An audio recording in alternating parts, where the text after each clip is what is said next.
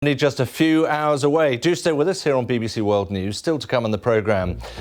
It's a very sad story. The woman who received a new nose and mouth in that revolutionary surgery 11 years ago, she's died of cancer. We'll explain the complications.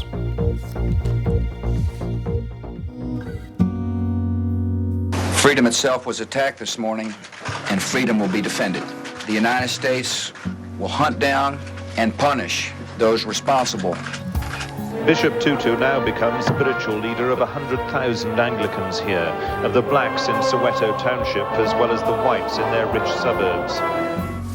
We say to you today, in a loud and a clear voice, enough of blood and tears. Enough! The difficult decision we reached together was one that required great and exceptional courage.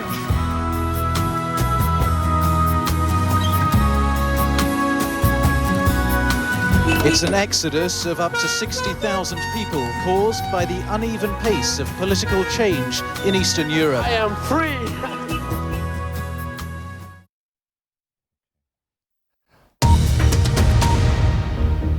This is BBC World News. I'm David Eads. The latest headlines.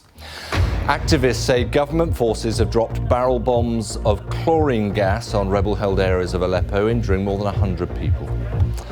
Men and women returning from areas affected by the Zika virus are being advised to practice safe sex or abstain altogether for at least 6 months, even if they have no symptoms.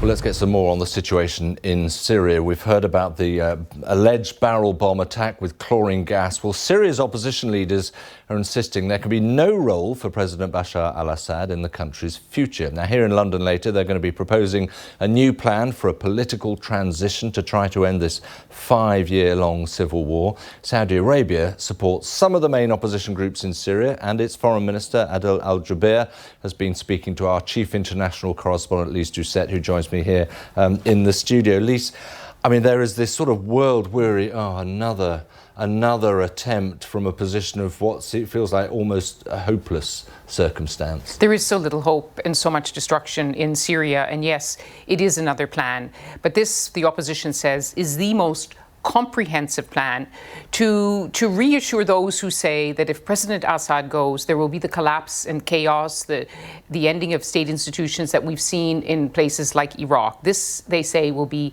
a stable transition.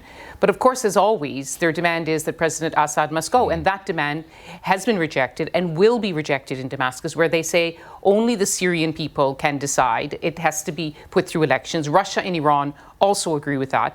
And the fact of the matter is that on the ground, the Syrian military, backed by its powerful allies, is making advances. So when I sat down with the foreign minister of Saudi Arabia, I said, well, the Syrian army is advancing. Why should it go to talks?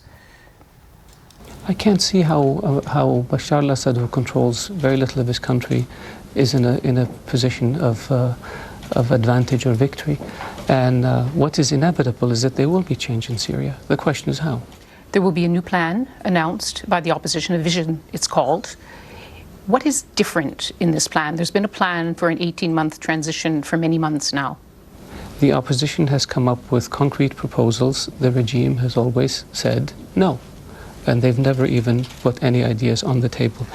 This time the opposition is going a step further and will be laying out a more detailed plan for a transition, what their vision is for Syria, what Syria should look like. It should include everybody. It should be a democracy.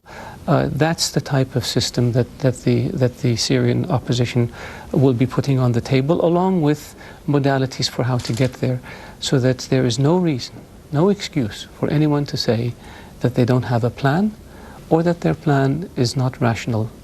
What we hope will happen, but we're not holding our breath, is that the regime will respond and engage and begin to implement the Geneva I Declaration, which calls for transitional governing council, a new constitution, new elections, a new government without Bashar al-Assad. Well, there we are. I mean, it's a comprehensive proposal. But Jeremy Bowen, the Middle East editor who's there at the moment in Syria, was saying in talking to senior government officials, they're saying we're in this for the long haul. So even Jeremy's starting to think, have we got another 5 or 10 years of this? So the hint of a deal, is there even that? Even in the best of possible scenario, say they do go to the negotiating table, that, it's understood, would take years and years, and they would continue to fight. And at the moment, there isn't much expectation right now that they're going to return anytime soon to the table. And yes, you hear from Damascus, President Assad has said on at least 2 occasions publicly, boasted, that the Syrian army one day would take back all of the land, as devastated as it is, held by the opposition. The mantra has been, there is no military solution to this war. And if there is one, by the time one side or another wins, there will be no Syria left. But that is the view from Damascus, and they say, why should we listen to this opposition? Why should we give up when we're still in power? And it seems that at the moment, actually, never a better time for them to say it, because that is the momentum, isn't it? Well, the momentum keeps shifting. What we saw in August, which was the month of greatest fighting, especially around the northern city of Aleppo, that the Americans and the Arab backers of the opposition